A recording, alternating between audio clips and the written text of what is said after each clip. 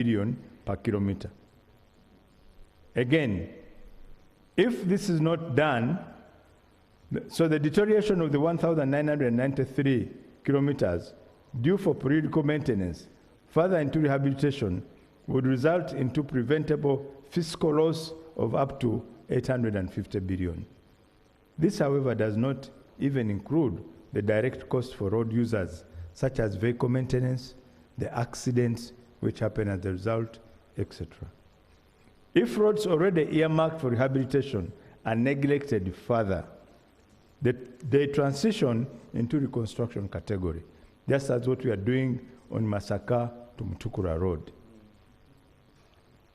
which costs 3.7 billion per kilometer, from 888 to 3.70 billion per kilometer, if not attended to in time. Consequently, failure to address 100 kilometers of rehabilitation-ready roads could impose an additional burden of 111 billion shillings to the government. Right Honorable Speaker. Further, the national asset value of Uganda and deferred maintenance. This therefore calls for urgent need to provide funding to attend to the maintenance backlog. Right Honorable Speaker, this may not be in the statement. We have had discussions on this matter of maintenance. Not once, not twice, even within my committee, the Committee of Parliament on Infrastructure. And we have been urging that for every $10 we invest in construction, we should invest $3 in maintenance. It has not worked. But we have put this very clear to the Finance Department, the Ministry. Impact on unpaved roads and routine maintenance. The national gravel road network, spanning over 14,000 kilometers, is also facing significant pressure due to poor funding and recurring climate shock. The current condition assessment indicates that 48% of these roads are in good condition, 35% in fair condition, 17% in poor condition. Maintenance efforts are hampered by A, unreliable and inadequate rigs for grading and spot improvement. 2, depletion of gravel materials in highly demanded districts. And 3, infrastructure degradation due to flooding, landslides, and prolonged wet seasons. The ministry, my ministry, its capacity to respond to routine maintenance demands has been overstretched. Without predictable funding and mechanization support, rural access and road connectivity are likely to deteriorate further. Strategic recommendation and priority actions. Right Honorable Speaker, in light of the impacts outlined above, the Ministry proposes the following measures to safeguard the value of the ongoing investment, restore the project's momentum, and prevent further deterioration of the road network. Prioritize and ring-fence funding for periodical maintenance. The most economically prudent intervention is to protect roads still in maintainable condition. Periodic maintenance should be prioritized and ring-fenced in this financial year to prevent the 1,933 kilometers from degrading into high-cost rehabilitation or reconstruction categories. This alone could avert a fiscal loss of 850 billion. 2, clear certified areas to enable resumption of works. The Ministry recommends that substantial portion of the 1.071 trillion in areas be cleared early enough in the financial year. 2, 1, prevent further contractor demobilization. 2, avert accumulation of commercial interest. 3, avoid prolongation costs arising from claims by contractors. And 4, restore momentum on suspended or slowed down sites. Priority should be placed on fully suspended Government of Uganda funded projects such as Mityana Mubende, Kampala Jinja, Busega Mpigi Expressway, among others. 5, allocate a dedicated fund for land acquisition. On this matter, Right Honorable Speaker, we have made a resolution that we are not going to accept any project to be directed to commence a project if the Ministry of Finance has not provided money for land acquisition going forward. Because land acquisition is a recurring constraint affecting both donor and government-funded projects. So we need an immediate allocation of about 843 billion in this financial year. In order to, this would enable us to access the sites and avoid breach of contract obligations. Projects under disbursement pressure from development partners must be prioritized to protect Uganda's credibility. Assurance and conclusion, Right Honorable Speaker. Right Honorable Speaker, our road network remains a critical national asset that underpins economic growth, regional integration. Fortunately or unfortunately, we're in the center of the region, and our network does not only serve Uganda, it also serves our neighbors and delivery of service. Its total replacement value is estimated at 37.4 trillion. However, due to underfunding and deferred maintenance, this value has greatly depreciated by about 10.5 trillion. And the risks of further deterioration are growing if the funding levels remain unchanged. The funding shortfall of 2.472 trillion in this financial year has triggered project suspension, delayed land acquisition, accumulated arrears, and increased the fiscal exposure through interest and claim liabilities. The national paved network is now experiencing a backlog of 2,460 kilometers requiring urgent intervention.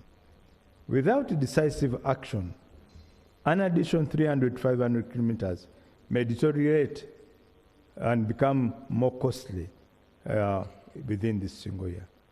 Right Honorable Speaker, I would like to assure you and all the honorable members that my ministry is committed to developing and maintaining the road network, but we need to be assisted, of course, be getting the right resources, and we shall frugally utilize the allocated resources in the most effective manner possible for a reliable and safe works, and also to ensure that our transportation infrastructure and services remain available to the public. I thank you, Right Honorable Speaker. I beg to submit. Thank you, Honorable Minister. Right Honorable Speaker, on the document are annexes which shows, one, the allocation versus the requirement of the key projects under Government of Uganda. Projects initially meant to be completed in this in the financial 24-25, which are not yet completed because again of funding.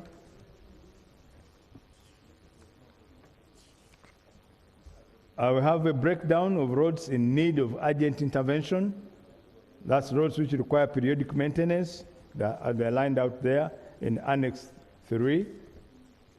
And that ends my report and submission. Thank you. Okay.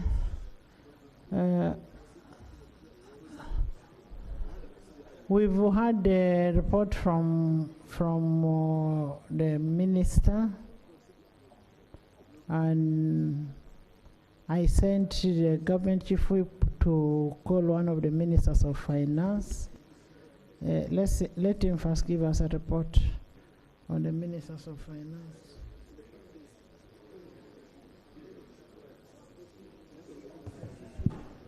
Right Honorable Speaker, as I did notify you, I called the Senior Minister of Finance, Planning and Economic Development. He is traveling to Kigali to represent government. The Honorable Musasizi is believed to be in the constituency. The Honorable Anite is representing the ministry at State Lodge, Nakasero, for a meeting that Honorable Peter Ogwang has just moved for. Honorable Lugolobi, the phone is on, but not picking. So in the circumstances, that is the report I can give. Thank you. There is a procedural matter. Thank you, Madam Speaker.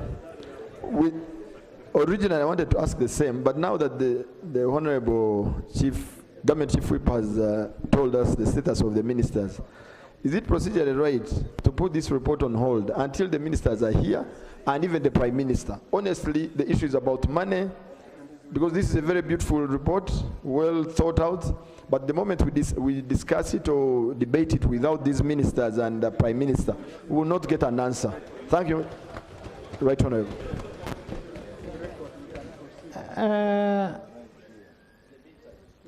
Honorable members, all that we are going to talk about is on lamentations. Yes, lamentation. In fact, me, I have. Without the people who provide the money. I have. But Honorable Minister, I also want you to address the issue on the money for maintenance of the rural roads, the village roads, the 1 billion shillings. Yes. We have that money. Yes, that one went. That money, in the same districts, we also have UNRA roads, formerly UNRA roads. What is the way forward? Can you guide these people that they must also maintain these roads where possible? Because you cannot just abandon a road and say this is a UNRA road, and yet you're able to maintain. If it requires us to add money to the district for them to maintain the roads, let them maintain the roads. You will not wait for Minister of Works to go and maintain these roads. There was an issue, the issue of PAPs, the project affected persons. You find most of these figures are inflated. Is it possible for us to standardize the valuations so that we have, and I think there is the valuation bill in the committee. When that valuation bill in the committee comes, we should be able to do something to avoid having figures that, inflated figures for PAPs. Yes?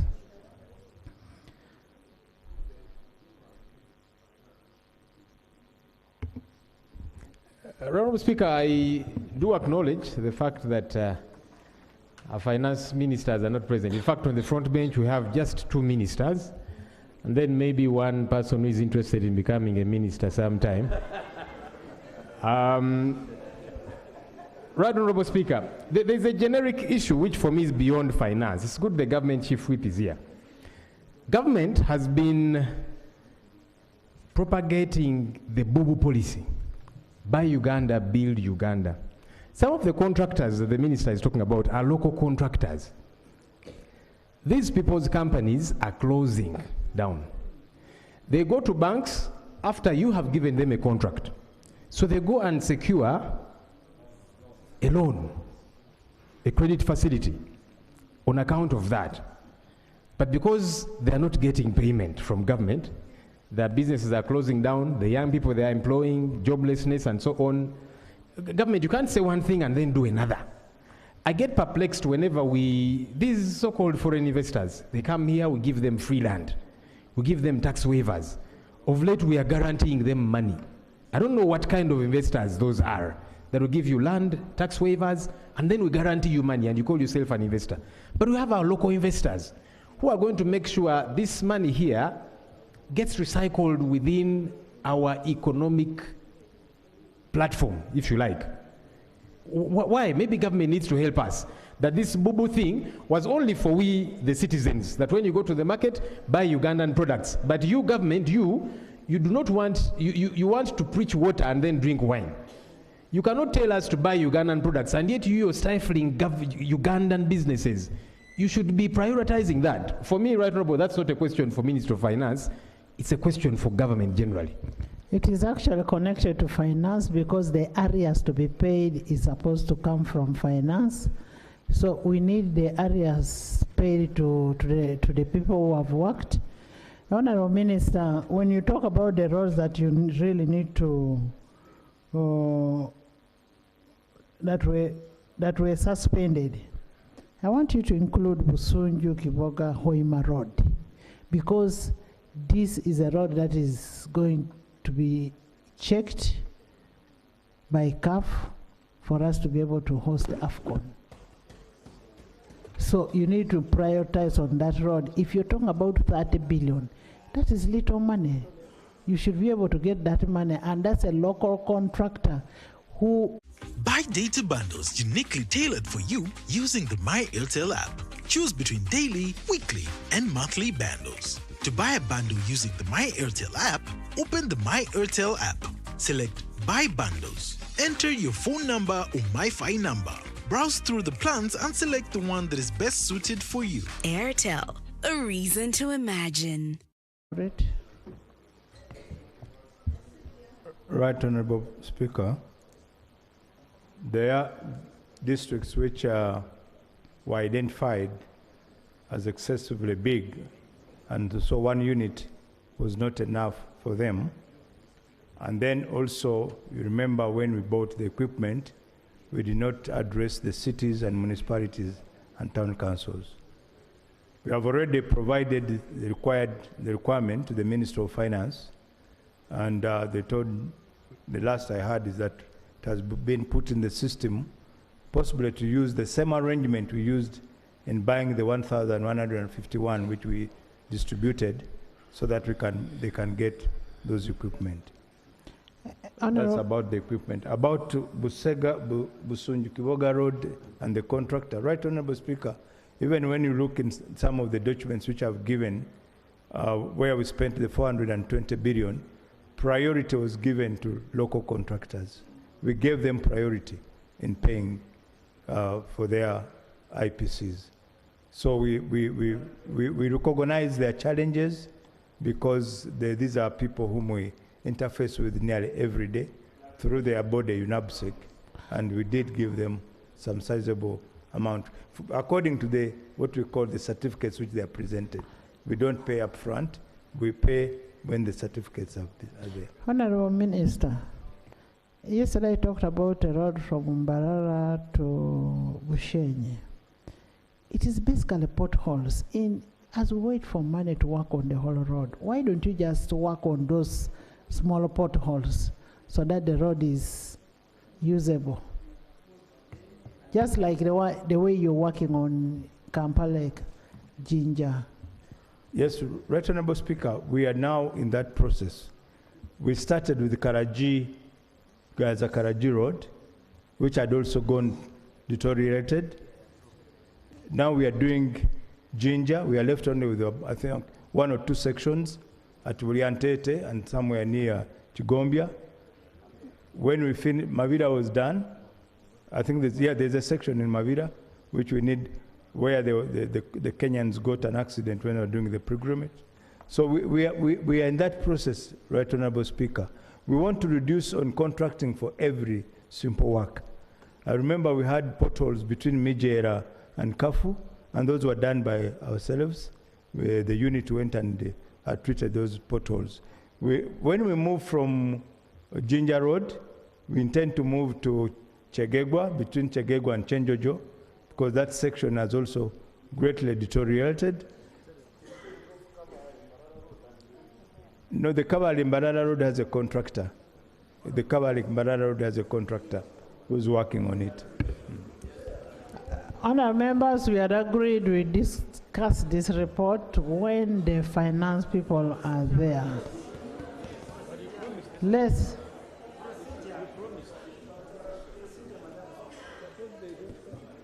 Thank you, Right Honourable Speaker. Right Honourable Speaker, yesterday when we halted the minister from reading the statement,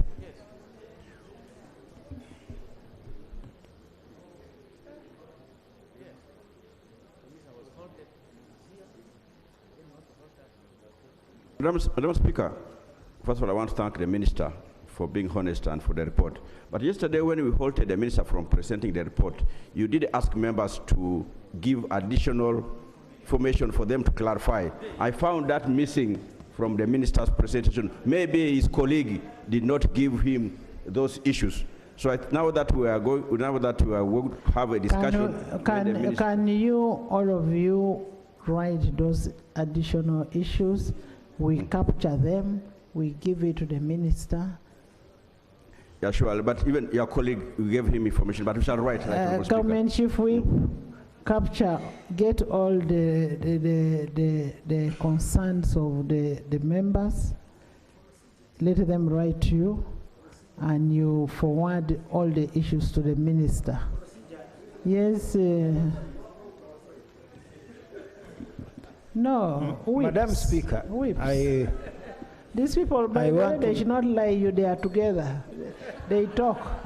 Madam Speaker, I want to thank you so much for allowing me to raise this point of procedure.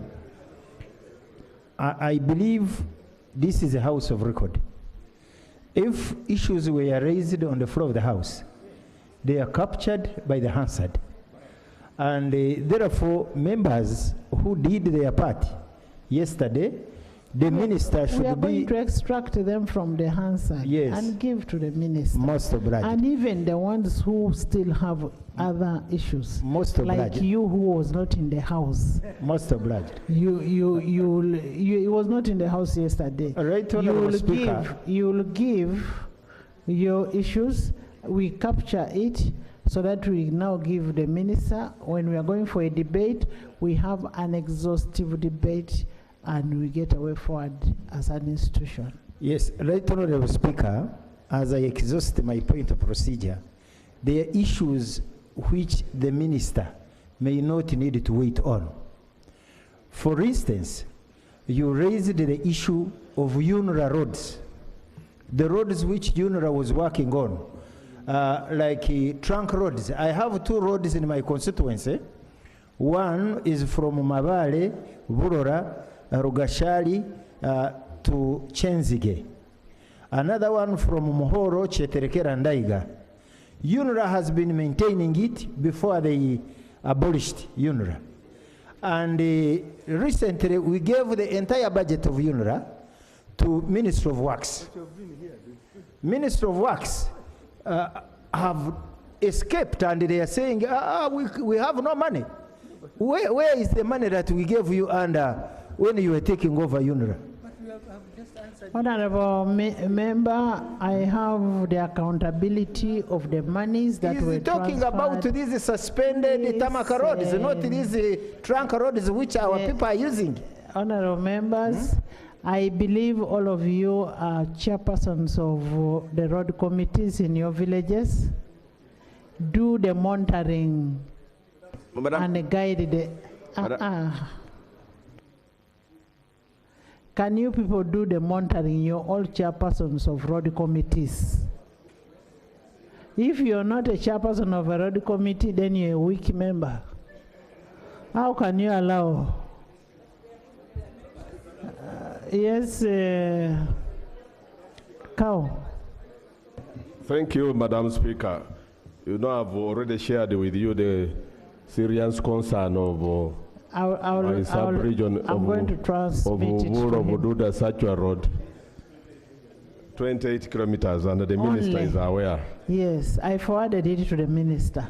But there is a clarification I want to seek from the minister, because it could be the reason that could have imposed the added financial burden on the budget.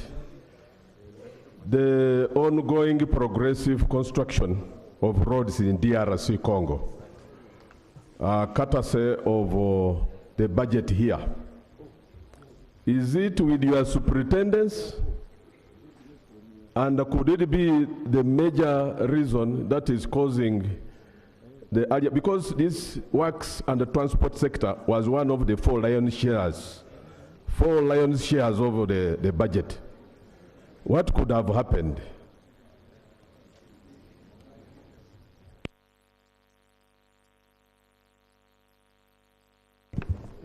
Right, Honorable Speaker, if I may answer the Honorable directly. One, Bududa Sachura Road, the 28 kilometers. That road is under even NDP for now, for tamaking. However, Mbale Station has now put a contractor to maintain the road before we go into the tamaking. So it will be maintained. On the issue of the money, if I may, we had a discussion with Minister of Finance. Actually, we had yesterday but one under the chairmanship of the president. And they said, yes, we understand, and this is what they said, but they'll be here to defend, that we understand your challenges, but as of now, because of elections, most of the money is in elections. So bear, and you are the people who are in elections. I'm not. Thank you. Honorable Minister, of course, one thing is you need the people who are going to elect you alive. Those roads that we are talking about are causing a lot of accidents. Maybe next time when you have a meeting with them, you should involve some of us. Let's have a meeting with them and we see how best we can handle that. We are going to discuss this report when we have finance in the House. Can we have this on Tuesday, Honorable Government Chief Whip?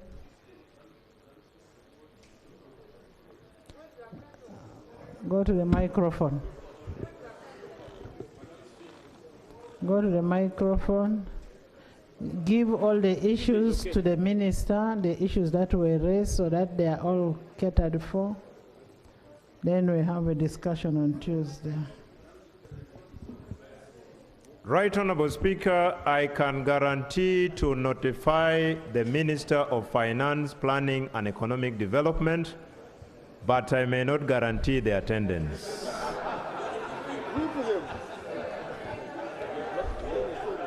Honorable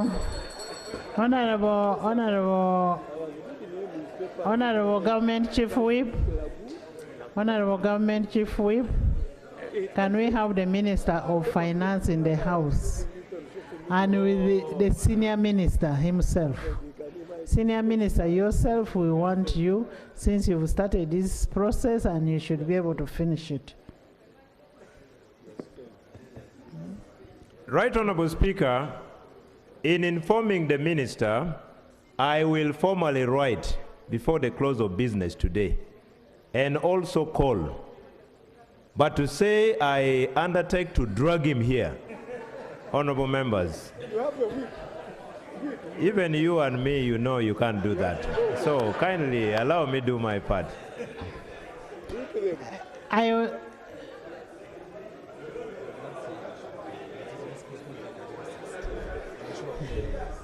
Honorable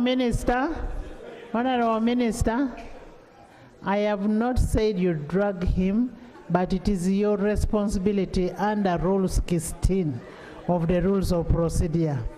Honorable members, in the public gallery, we have pupils and teachers from New Hope Junior School, Makindye Sabagabo Municipality, Sabagabo. They are represented by Honorable Naluima and Honorable Serukenya David. Where are you? Where are they? You're welcome. Please stand up and we see you. Welcome, welcome. Join me in welcoming them. Still in the public gallery this afternoon, we have students from Islamic University in Uganda, Kampala campus, and Makindye Division, represented by Honorable Nyeko Derek and Honorable Shamim Malende. Where are you? Welcome, welcome. Thank you for coming. We also have in the public gallery, we have pupils and teachers from Goshen Nasaran Primary School from Soroti West. Soroti West Division, they are represented by Honorable Ebwalu and Honorable Adeke Ebaju. Where are you? Soroti West. You're welcome. Thank you for coming all the way. They are here to observe the proceedings. Thank you so much. Honor, yes, what is burning? Thank you so much, Madam Speaker. Madam Speaker, I have an emergency in my district. One of my main roads is completely cut off. Yes, I cannot access the district headquarters because at actually 2 points. And there's a lot of pressure on the district road, and yet the district roads are not built to handle heavy trucks. This particular road I'm talking about is even not in your report. It is Away Rhino Camp Road, which has completely been neglected for a very long time. It ferries very heavy agricultural products from Lakang, bringing it to serve the whole of Uganda. Right now, as we speak, people cannot use that road. I'm telling you the truth. People are not using that road. They are using the district road, which has now completely even broken because of heavy trucks using district roads. This is the emergency I have. If I don't say it, I will not be voted, so I have to say it. Thank you.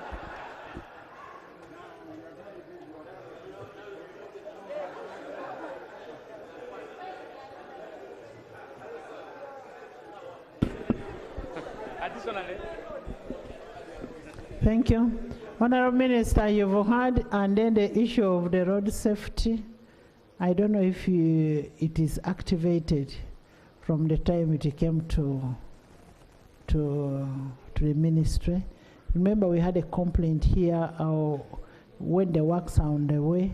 No, you can't know whether there are works. When there's a truck which is pulled, there are no signs to show there's a truck here which is pulled. All these kind of things. Honorable Minister, you may need to give us a response to that effect. Can we go to the next item? Item 4 on the order paper. Presentation of petition of the Nubian community. We will have this debate on Tuesday on the issue of the roads. And Honorable Minister, you are only biased on road transport. For us people who stay in the island, the island people like Honorable Moses, you should, exactly. So you also give us a response to that. Item 4 on the order paper.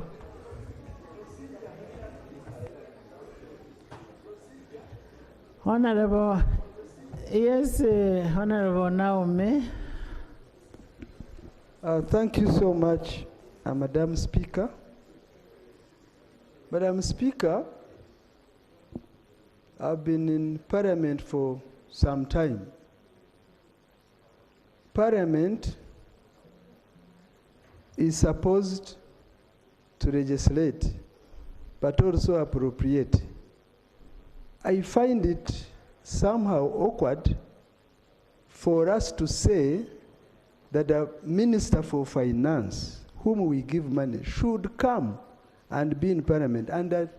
And Chief Whip did not even fear or to say that I'm not able. Where is the Chief Whip? To pull him. You first I find it awkward for Parliament to call a minister and the minister says he cannot come. You first call. You first call Chief Whip. Honorable Speaker, we should take it on a serious note that Cabinet should take Parliament as a serious body, and when we say that we want him to come for a purpose which is needed by the whole country, he should be able to appear. Not to say that someone is in this country, another one is where. They are taking us, to me, from the history, they are taking us for granted, and which should not be the case. Chief Whip, you had the... Therefore, is it procedurally right for the Chief Whip to tell us that he will not be able to drag the minister to come to Parliament? It's really very unfortunate that the minister cannot take you serious because you represent both Parliament and government. There is no way Parliament can say that the minister comes to tell us what we want, and after all, we give him the money just to tell us what has happened. And then he says he cannot come, you call him, they are not taking Parliament serious. And I'm saying that from what I have known since I came to Parliament, there is no Parliament which can call a minister at any given time and he fails to come. So I'm wondering what has happened. I need to be educated. Honorable member, Rule 16.2a, the role of and functions of a whip to ensure that members attend, participate in the proceedings, and vote in Parliament. That is 16.2. And then when you look at 52, ministers to attend the House to answer questions. So the rules are very, very clear. Honorable Obua, one of your roles to ensure that people are in the House. Two, there is also a rule that mandates the ministers to ensure that they're in the House. So, as the government chief whip, your work, you should be able to whip the members to be in the House, much as the rules also mandate them to be in the House. But it is a simple thing, simple. Right Honorable Speaker. Wait. In principle, every member of Parliament elected to represent a constituency is expected to be in Parliament when Parliament is sitting. In principle, every minister appointed by the President, approved by Parliament through the committee, is expected to be in Parliament. What I have stated is the real thing. I have undertaken to write to the minister, communicating the decision of Parliament, and that letter is being worked on. I have stated that I do not have that powers to drag that minister literally on the floor, but I will do my responsibility of whipping how I whip them through those formal ways. I think I am right. Unless you are telling me one day a government chief whip who served before dragged the minister here literally. The process of writing, Honorable Minister, is more of dragging them. I mean, that's your role as a government chief whip. You are the one who's supposed to ensure members are in the House. This is not anything for debate. Madam Speaker, I have made my commitment. Because I do not want to come here on Tuesday, then the question is posed to me. That question now must be posed to the minister, because the letter I'm going to write is copied to the speaker. I would have done my part of whipping. So the minister should now be here to answer. If he doesn't come, you don't pose the question back to the whip. I would have done my part as a whip. We shall do it. Ross. Yeah, thank you so much, Right Whip, we shall hold you accountable. Thank you so much, Right Honorable Speaker. Right Honorable Speaker, I join the rest in asking our Chief Whip to get more serious on this. Right Honorable Speaker, yesterday we lost the former ambassador to Egypt, His Excellency Angwalia Laus Richard. He perished with another one in a road accident, because I did mention here yesterday that our roads have gone from bad to worse. His head burst in the middle of the road. We are pleaded here about our roads in West Nile. We do not even have culverts when we want to do it ourselves. This is more than the word serious. Just imagine how within seconds we lost 3 people in West Nile yesterday at 4 p.m. as we were here in the House. So we're asking you, our Chief Whip, it's not a bed of roses. From the frying pan into fire. Can we get these people to do their work? If they are not capable, Any member here can be a minister. This information should go to the president, other than letting people occupy spaces that they cannot even work in. Thank you so much, Right Honorable Speaker. Thank you, Honorable Rose. Honorable members, I have my visitors here who want to go. Can we look at the petition? Honorable members, petitions are avenues through which the public may seek parliamentary intervention on matters that are relating to the public. The Nubian community in Uganda petitioned my office. And when they petitioned in my office, they were brought by Honorable Kirumira Hassan, the Member of Parliament of Katukamu, where the Nubian community live or stay or come from. And pursuant to Rule 31(3) of the Rules of Procedure, will now request Honorable Kirumira Hassan to present the petition. Thank you, Right Honorable Speaker.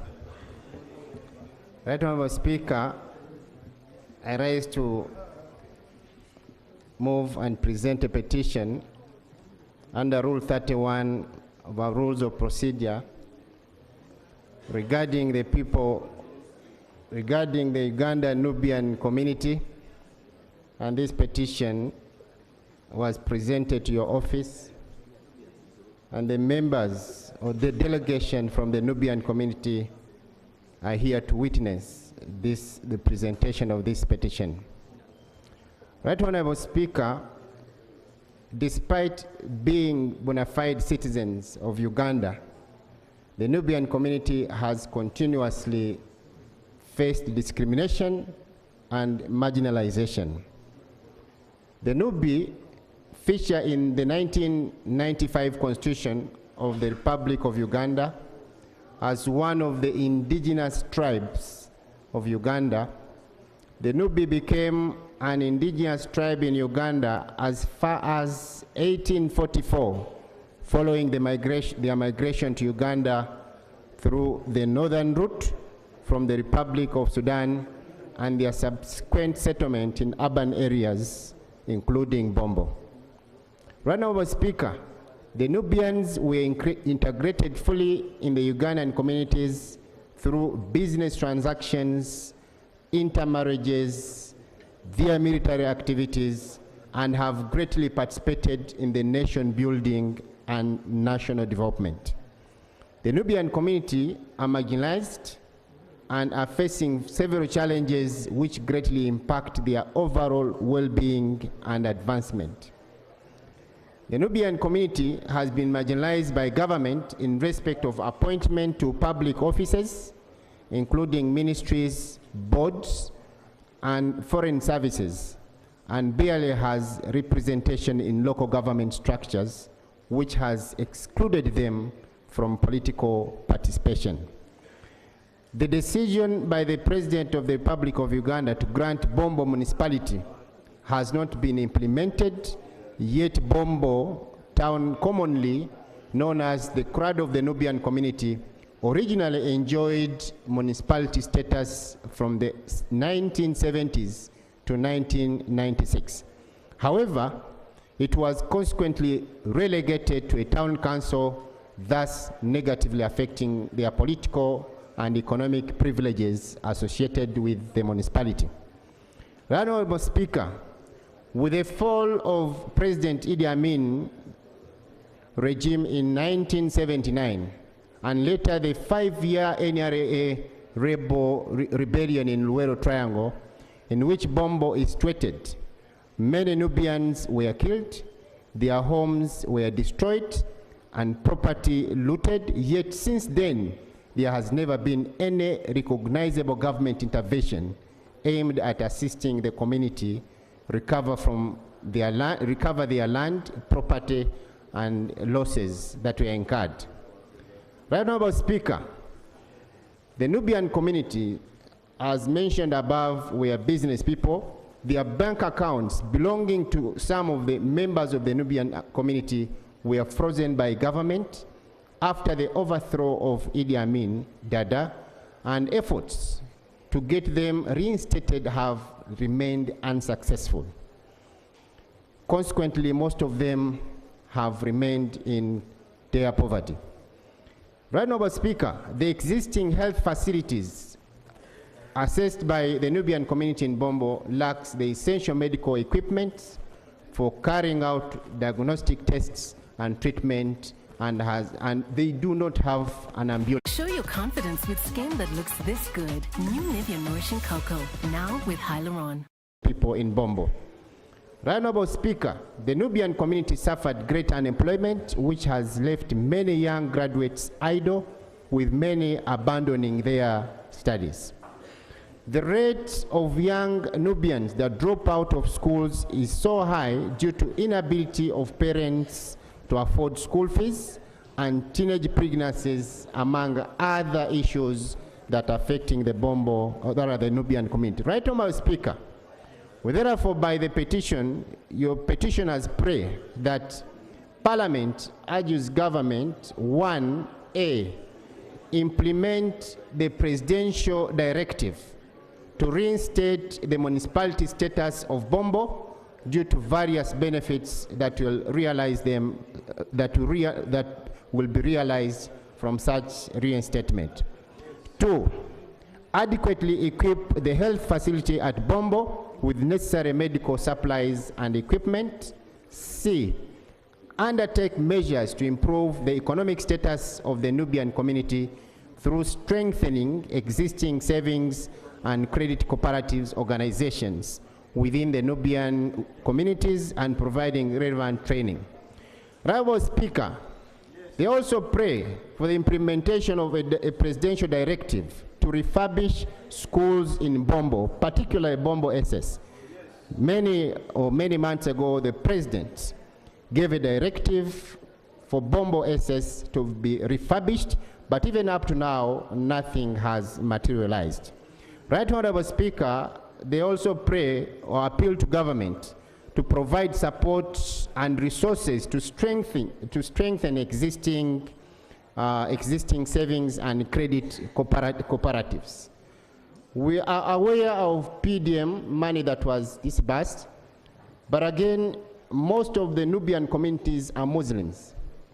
And because this PDM money attracts interests, most of them have decided to stay away from PDM money because of the interests, as it is regarded as haram. And consequently, we call upon government to come and provide products to the Nubian community that are interest-free, so that they are included in the economics and the economy of this country. D, right, Honorable Speaker, establishing vocational training that will help to upskill the youth of Bombo. Many of them, as we speak, they are on the streets. They are in the position of getting trained, getting some skills, and being positioned to do something. But right now, as we speak, most of the youth within Bombo are jobless, they have no future, and therefore we call upon government to provide vocational training for them to be upskilled. Right, Honorable Speaker, we also pray that government consider appointing duly qualified Nubians in public offices, in public office positions, and enhancing their participation in politics. Right, Honorable Speaker, finally, with all those grievances and the need for affirmative action, we pray that the relevant committee of Parliament investigate the issues of the Bombo community and report to this Parliament. Thank you, Right Honorable Speaker, and the humble petitioners, as duly bound, will forever pray. And here too, your humble petitioners have appended their signatures. Thank you, Right Honorable Speaker. Thank you. Thank you so much for presenting the report on behalf of the Nubian community. And you want? Say something. Yes. Right. Thank you, Right Honorable Speaker. Right Honorable Speaker, I would have loved my colleague here, because the Nubian community are not only concentrated in Bombo. There is a Nubian community in Soroti City, Kijijanji, in Fort Portal, in a place called Kitumba, in Arua. I think this petition should cover all the whole country where the Nubian community are based. But I support the petition. Thank you. Thank you. Honorable members will amend and say all the Nubian communities in Uganda. All the Nubian communities in Uganda. Yes, Enos? Thank you, Madam Speaker. But you see, once you are aggrieved, you come and seek redress. These ones are aggrieved. They've come. The Soroti ones have not come. Maybe they're okay. Maybe they have no problem. But let's first look at what petition came to the house. Let's not deprive the ones who came here and bring everybody on board. Because these ones are aggrieved. Yes? Thank you, Madam Speaker. I appreciate the fact that our brother brought the petition on the floor of Parliament. But then some of the issues, I think they cut across. When you talk about government facilities, health facilities, they are for everyone in the community. I don't think we're going to have a health facility for every community or every tribe or every cultural So institution. what do you want? My argument is this, Madam Speaker. We should... Honorable Enos, why are you acting mean? You're being I'm not being mean, Madam Speaker. And remember, these people are watching at you. Yes, exactly. No. I was coming to the amendment I wanted, Madam Speaker. Excuse me. It is their right. It is their right to be looked after by the government. It is a government role to ensure that the health of these people is well catered for. And anybody else, even your community can come and complain and say we do not have health facilities.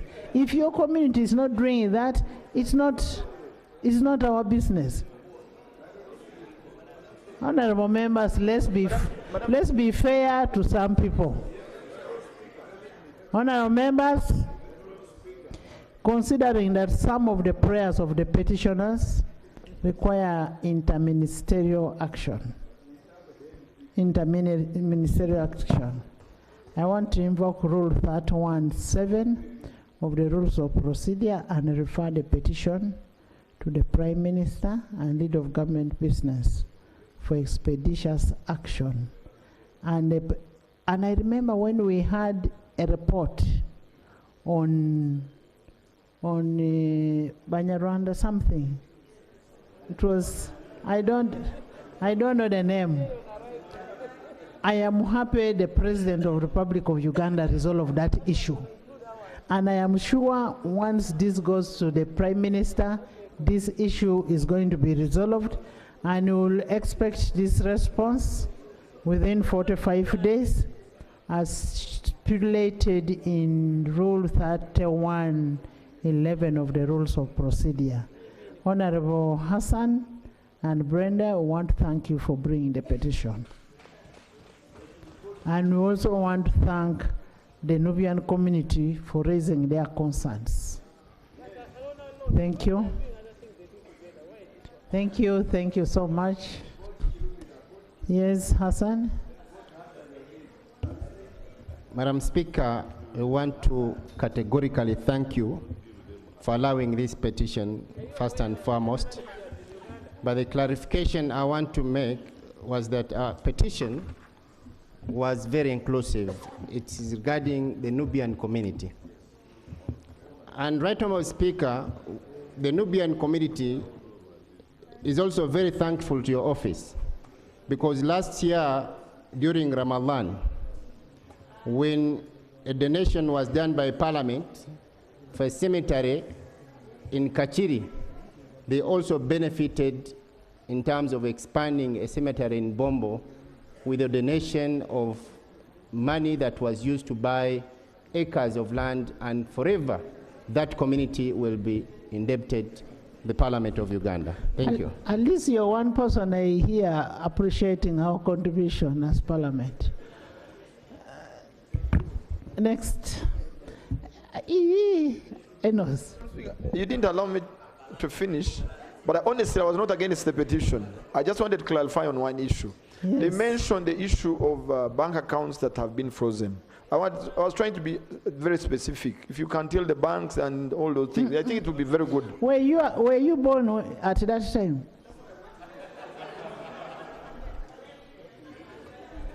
Let the Prime Minister handle. Item 5 on the order paper, laying of papers. 5.1, report of the Committee on Science, Technology and Innovation on the oversight field visits in regard to research and development in zonal agricultural stations, ZADIs, under the stewardship of NARO. Honorable members, pursuant to Rule 35(1) of the Rules of Procedure, I will invite the chairperson of Committee of Science and Technology to table the report.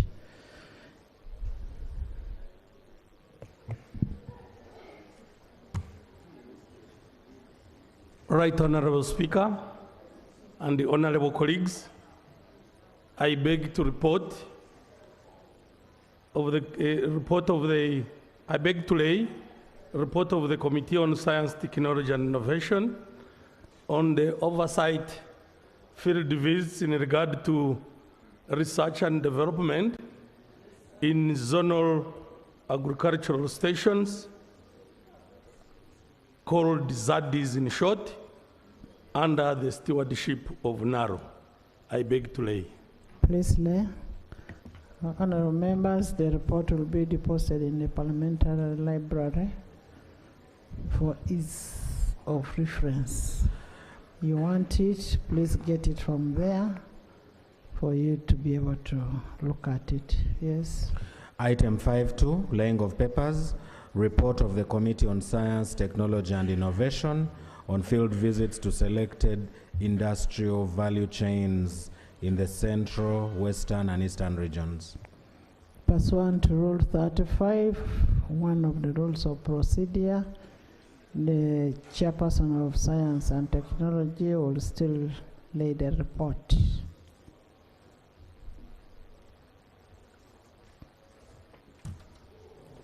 Right, Honorable Speaker and the honorable colleagues, I beg to lay the report of the Committee on Science, Technology and Innovation and on field visits to selected industrial value chains in central, western and eastern regions of Uganda.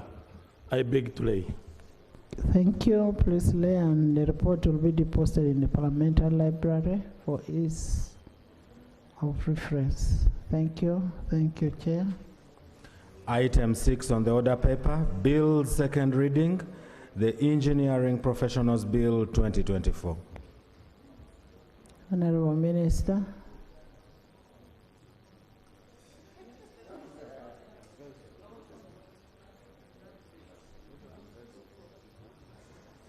Government.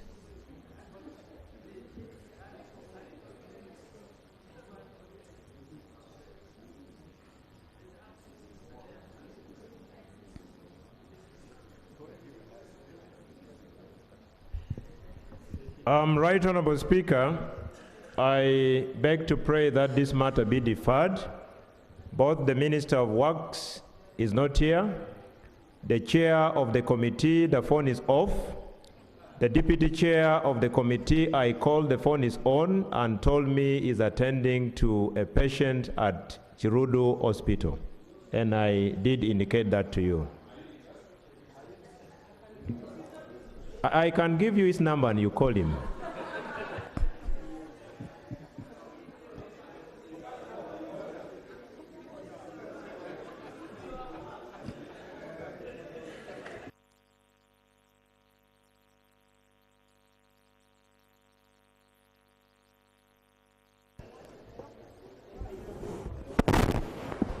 Honorable members, how's Adijan Tutu tomorrow?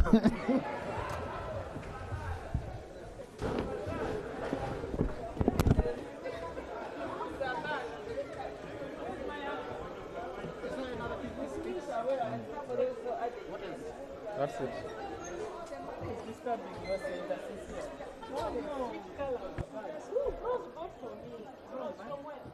And we are going home, Chair. No, even tomorrow.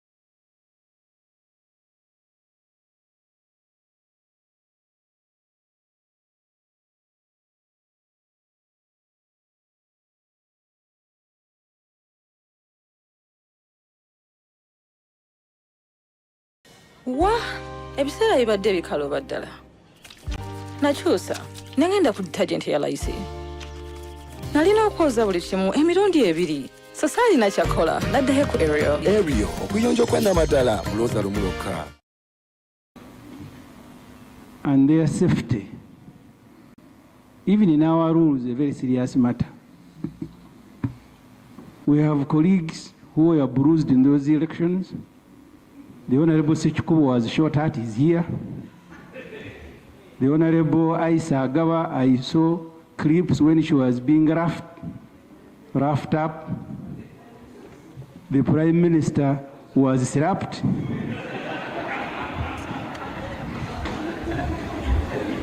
Political parties, Madam Speaker,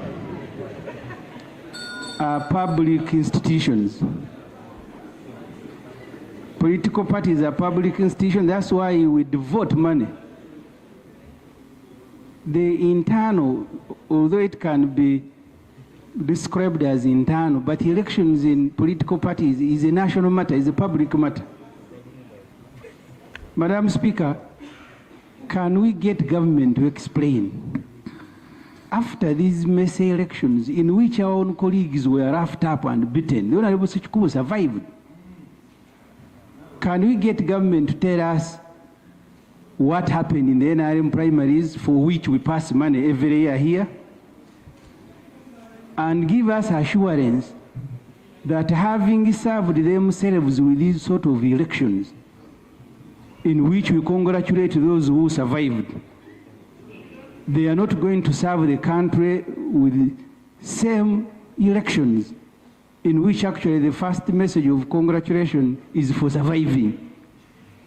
Can we get government, Madam Speaker, thank you, to explain, but also to listen from colleagues like Honorable Sechikubo, who nearly died? Honorable members, we will not wrap up anybody to try to shoot anybody. Where we feel we are unfairly treated, that's why we have courts of law. But for now, since the tribunal of NRM is handling these matters, we should leave it with the tribunal. And a clarification on what? Yeah, Madam Speaker, honorable members, we pay money to run political parties. Honorable members in the public gallery this afternoon, guidance. The matters we have raised, you said investigation into the Honorable Sechikubo.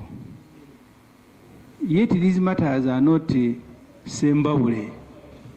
For example, you had the Minister of State for Defense, or both, using a chopper in his NRM election. I don't know whether a chopper is an NRM equipment. UPDF chopper. So the procedure, because I raised these issues, is whether you should not allow an investigation into the messy NRM primary. Honorable members, what is going to be investigated are matters of criminality. Matters of internal processes will be handled by the NRM party. the issue of honorable, of both, if at all he used a chopper, he's right. He's a minister of that department. Why don't you question when I use it? Why don't you question when I use it? And if you also want, ask for it and you'll be given. And that is going too personal. Yes, Honorable Bua. For the record, I am not a minister of state. I know, Honorable Semujo, you want me not even to be a minister at all. But by God's grace, I am the cabinet minister of defense. And there is no record that I use the chopper for my primaries. One of the equipments I have as a minister includes vehicles, helicopters, Sukhois. So this is what is available to me.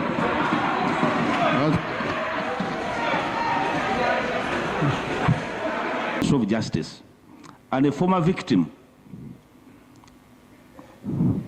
Yes, I'm using this word on purpose. Former victim of wrongly managed elections, committed to the House, that is working on something that will help us overcome the problems of wrongly managed elections, multiple voting, and so on.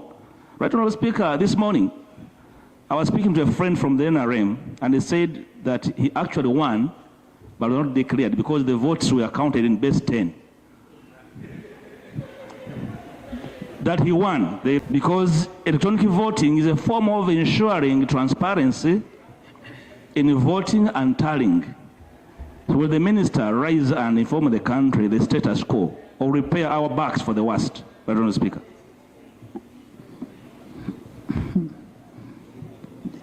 I will give the minister to respond to you. Let's first have Honorable Seungo.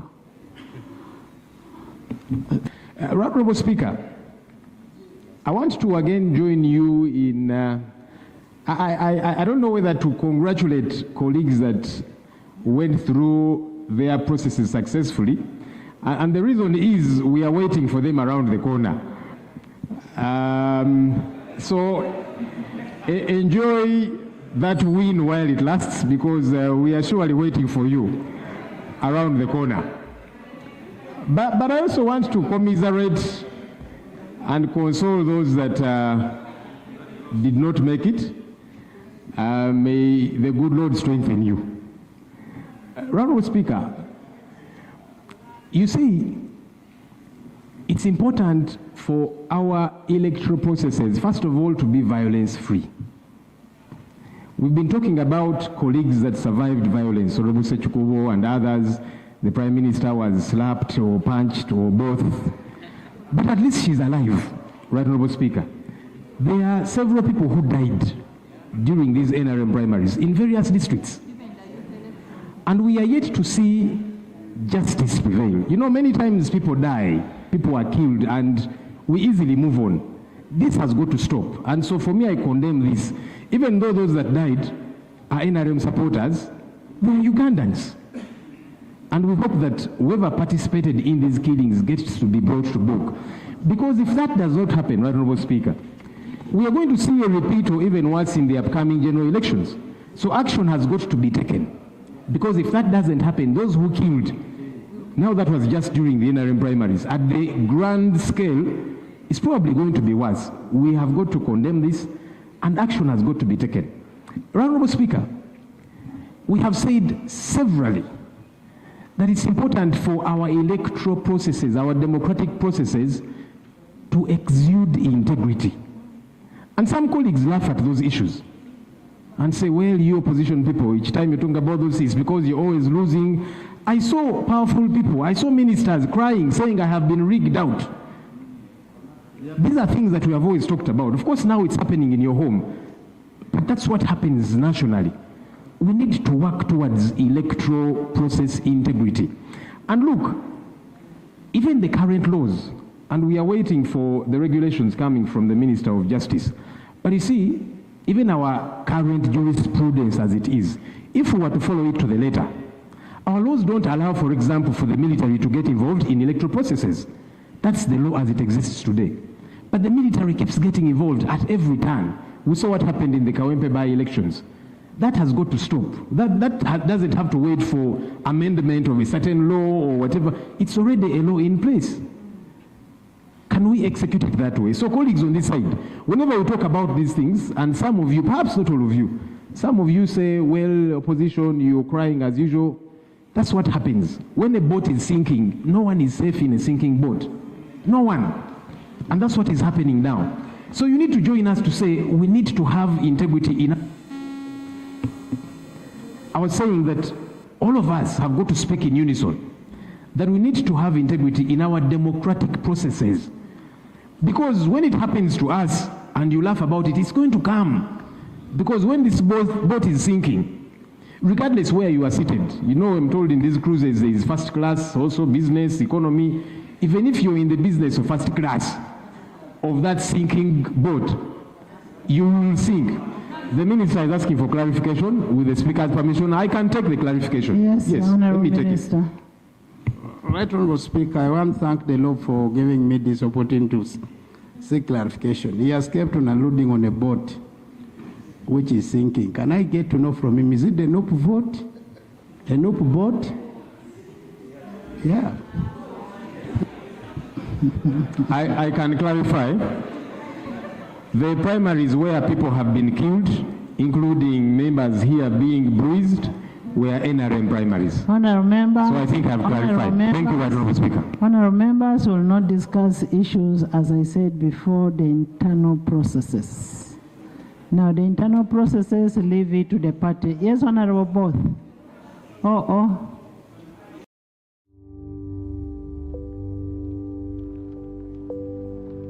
Slow melting, smooth coating, long lasting.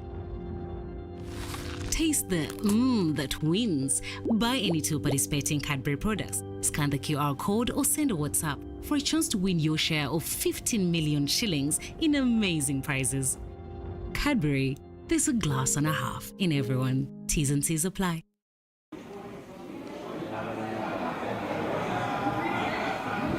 Honorable Speaker, you had guided that we leave matters of internal party issues to those that concerns them. That is Indo management rule. Because I see some of the colleagues who cannot even go through a primary of 10 people.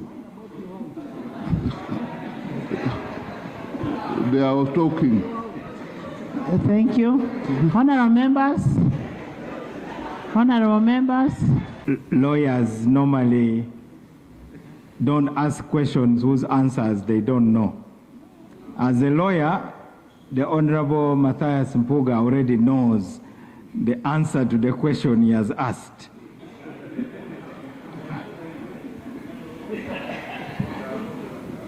So, let me do this for record purposes. The policy of the government right now is to use biometric voter verification. And as I talk, procurement is going on to ensure that there are 2 machines for every polling station. The reason is we tested the batteries and found that given the vagaries of weather and perhaps unforeseen circumstances, the batteries may not last for the entire duration. And we studied that from Ghana. So the Electoral Commission is working on both the hardware and the software to ensure biometric voter verification to deal with the problem of ballot stuffing and multiple voting. That is the update I wish to give. So rest assured, there will be biometric voter verification in the 2026 general elections. Thank you, Madam Speaker. I am not sure if you have answered it. To us that you're relevant. Why should we pay you? Why should we give you money, including whatever landing fees, etc.? In fact, I don't even want to think of a situation where you say, no, you see, CAA does not charge us, is it flying license or on so on and so forth, because they are going to come here next week. It charges. They should charge you. Yes. But for them to charge you, you must be generating money. And this should be the last time that we are seeing arrears. That's why we are calling on your parents. But you must now do away with your conversations, casual conversations with the ministry.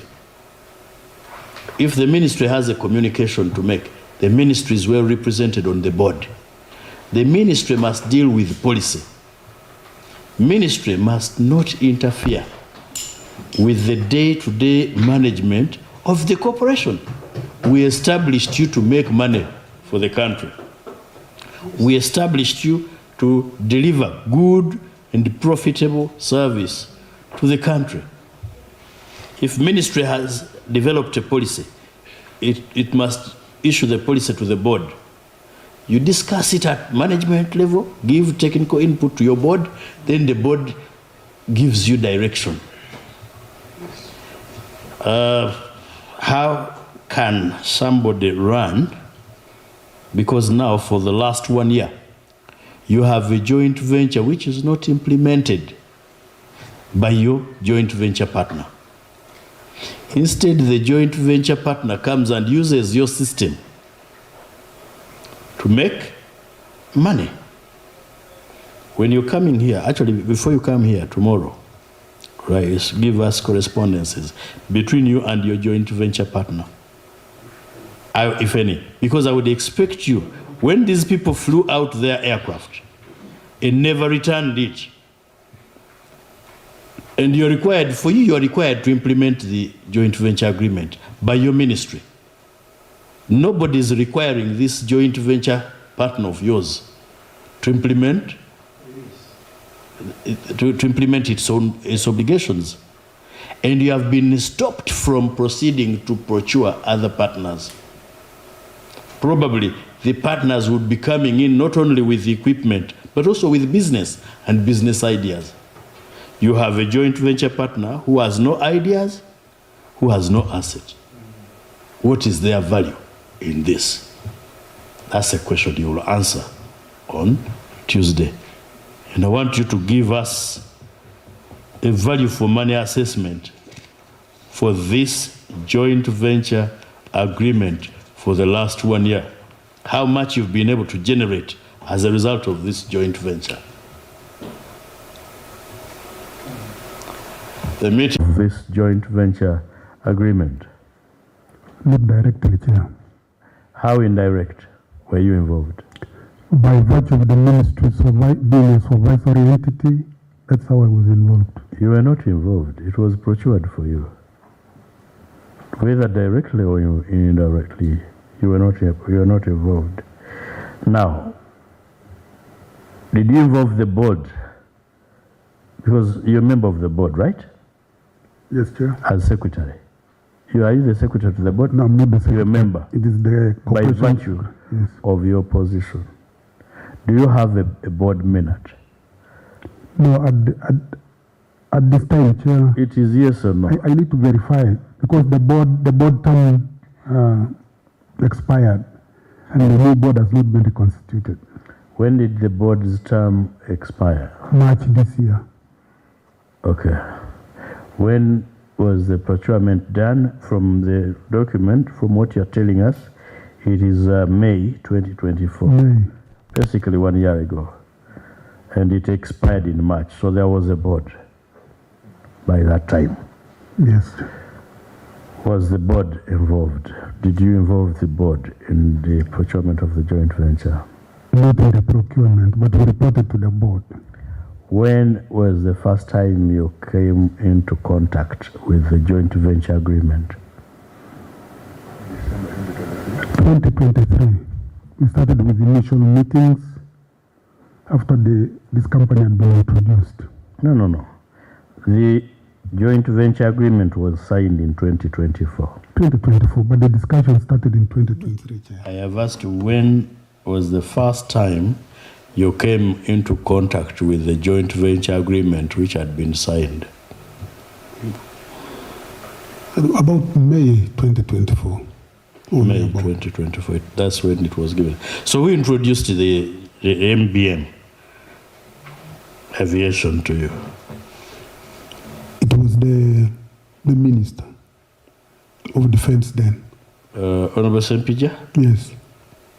Okay.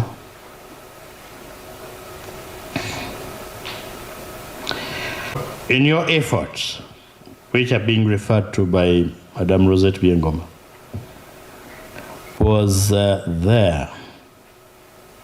had you advertised?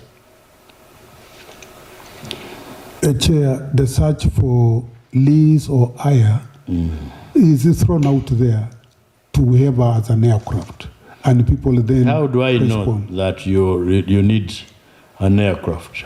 Assuming I own one, as I intend to do in the near future. There are many operators, Chair. And how do I know that you need one? How do you know that I have one? Bidding has its components. That when you advertise, you can do. There's international bidding and local. So in this case, how did you initiate the procurement process for a partner? You were looking for a partner.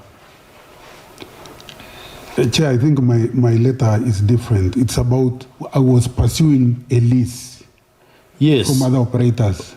But now in this case... Wait. How would those operators know that General Akara is looking for somebody to partner with? Usually, let me break it down for you. When a public entity like this one wants to lease an aircraft, it will advertise so that Honorable Sibambi or Itungo or Amai, who have aircrafts and would be desirous of partnering with you, will know, that there is potential for business here. Then they bid or they apply to you. In this case, how was your search structured? Does that make it better?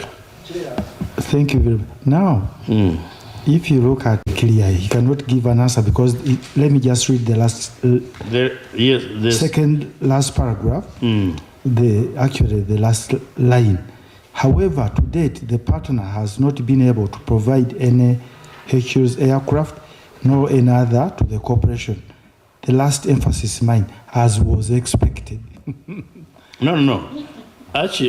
Actually, the preceding paragraph, which begins with, prior to the endorsement of the joint venture agreement, the GVA, the corporation was actively engaged in searching for suitable local and international air operator to provide a HU's L130 aircraft on a lease.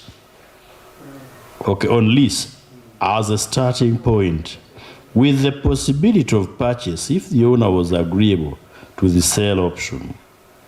While management of the corporation was able to review some probable aircraft details submitted by vendors, all aircraft turned out to be unserviceable, with an upgraded avionics, and were on offer as is where is basis. Come, you find it there, you take it.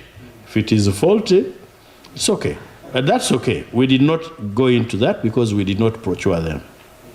The question we're asking, and actually the reason probably you got only those ones which are unserviceable, is because you did not go out to advertise. You would have received as many applications or bids as possible, but you limited your options to those you know. Now the question is, okay, let it be more direct. Did you advertise? No, Chair. How did you know who has which one so that you approach them? Chair, if you look through the net, you can identify which airlines are available or air operators are available. So how do you choose which one to approach? There are known companies, Chair. In business, you know, the chair deals in, whether he deals in cattle, you know, Honorable Itungo is dealing in this business. True. I deal in cattle. But that is for the private, for my private farm. You know, my private dairy farm. I can say, I've been told Itungo has good dairy cows. But in a public entity like this, okay, so you decide which one. There is one in Burundi, there is one in UAE. How do you choose where you go to begin your negotiation? Chair, operating is C-130. We can tell how many other entities are operating a C-130 because there are not that many. Do you know there is a reason behind the enactment of a law called the PPDA Council? Were you at the corporation at this time? Yeah, I was at the corporation when Were you? Did you ever advise? Honorable Chair, these were initial engagements. So, In this industry, Chair, this, what I may. Your name is Mr. Kanyogonya. Kanyogonya is your boss? Yes, I'm Dennis Katambuka. Mr. Katambuka. Yes, sir. I have asked you a very simple question. As counsel for the corporation, were you involved? You say yes or no? No, Chair. Had you been involved, what would have been your advice? Let's now speak lawyer to lawyer. Of course, I would advise that the procurement processes be followed. Exactly. Okay.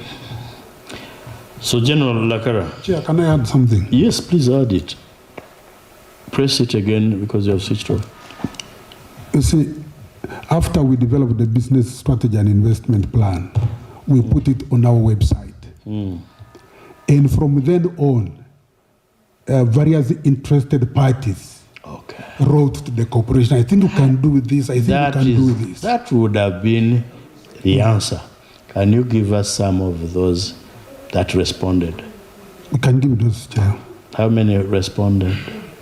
Oh, I have several, Chair. I can get you. You see, several can be 3. No. You do not know.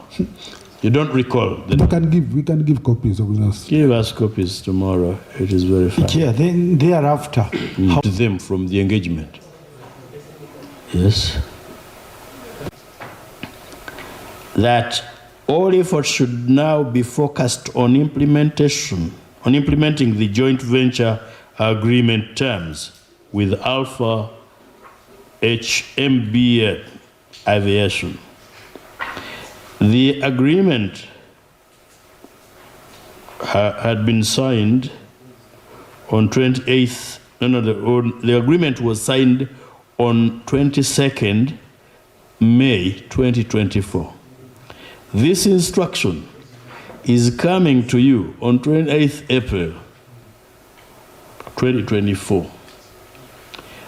As at the time of writing, there was no joint venture agreement. Indeed, it is not enclosed. It is not attached to this letter. So the nature of your background is that you follow orders from above. Okay. We're going to have a meeting on Tuesday at midday. Clerk, please write to PS.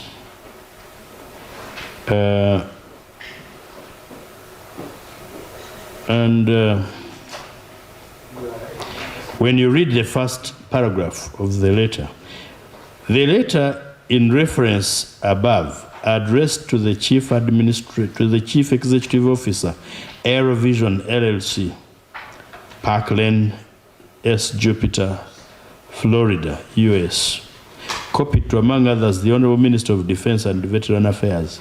It is evident that Uganda Air Cargo is in the process of negotiating terms for the lease of 2 Hercules aircraft from Aero Vision. We want to look at that later. Was this your letter? Yes, avail us with a copy. Also avail us with evidence of your discussions with this company. If any? Yeah, if any. Are they there? Did you have any discussions with this company before writing this letter?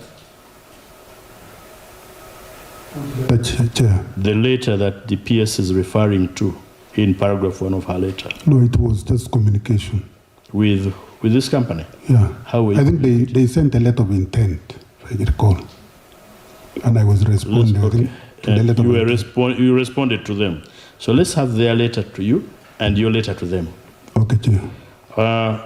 So, the others will ask the PS and yourself. Because the PS is not even... But this country cannot get out of where we are without running a proper cargo system. If you're grounded, really, the peasants, whichever, they are working for free. Because we need our cargo moving in and people coming in. What I've just seen at a glance presupposes you are working under the wings of a different entity called the ministry. And I think if you look at, I had a quick review here on my small phone. You are supposed to be independent, almost. So if you have no board, now I'm talking as a governance teacher, for how many months now? 4. It should not even happen for a week. It's not a small entity. You leave alone the budget, but your mandate, you're not a small entity, you're not just a small NGO. Let the other people have their interests of military security. But in terms of really driving this economy, we must have a functional, real functional what? Yeah, a functional cargo system. To do with the long-standing receivables, they have so many debts that they are not collecting, and that contributes to the loss-making. But the major culprit in this being their parent ministry, which is the Ministry of Defense and Veteran Affairs. We find that unacceptable. And for that reason, we have requested the attendance of the minister and the permanent secretary, accounting officer of the ministry.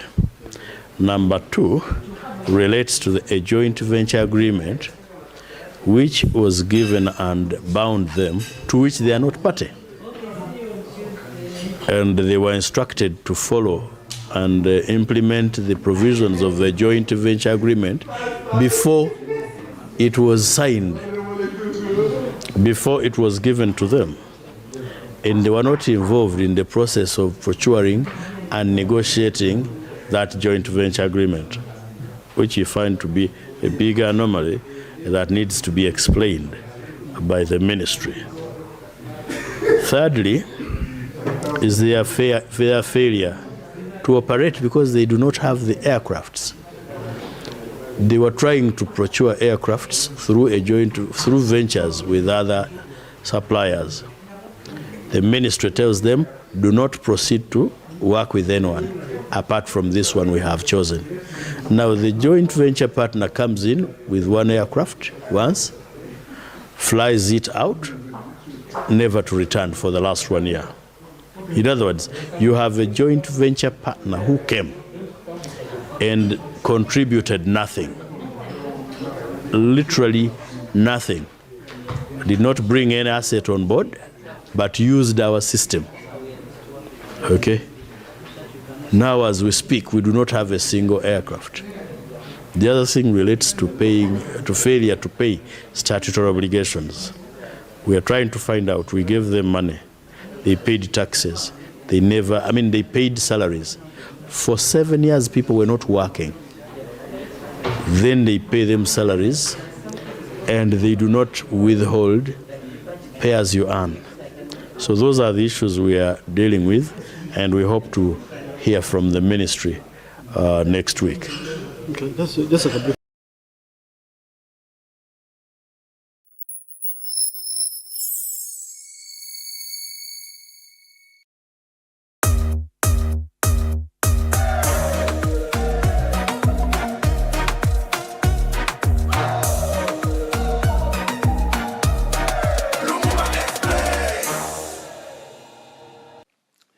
One can say that colonization or colonialism is a child of slavery. A child in the sense that the enslaver makes you into an object. An enslaver dehumanizes you. An enslaver sees you as a chattel. An enslaver does not treat you as a human being. Conversely, colonialism, which is a refinement of slavery, pretends that it is different. It is different to the extent that external control is imposed, but still you are under control and you are considered to be inferior. And you can see this that while slavery entailed dealing in human beings as commodities, in the same way that you deal with sugar cane, in the same way that you deal with cattle, in the same way that you deal with any other commodity, colonization pretends, as I've already indicated, that what we are doing is to create an administration, and that administration even allows the persons who are colonized to work in a system, and sometimes they are even given some kind of payment. So you are elevated to a slightly better position, but you are still considered an inferior human being.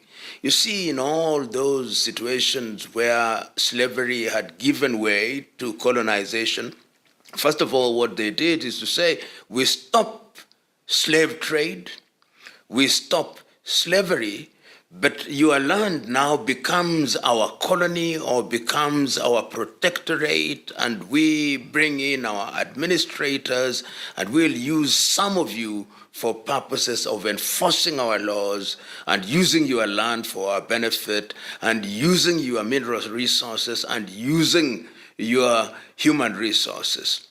So they are very close cousins, slavery and colonization. There are those who think that there was a transition which was smooth, but all this was planned and carefully choreographed. And it's also important to note that slavery quite never ended. What ended was the classical tradition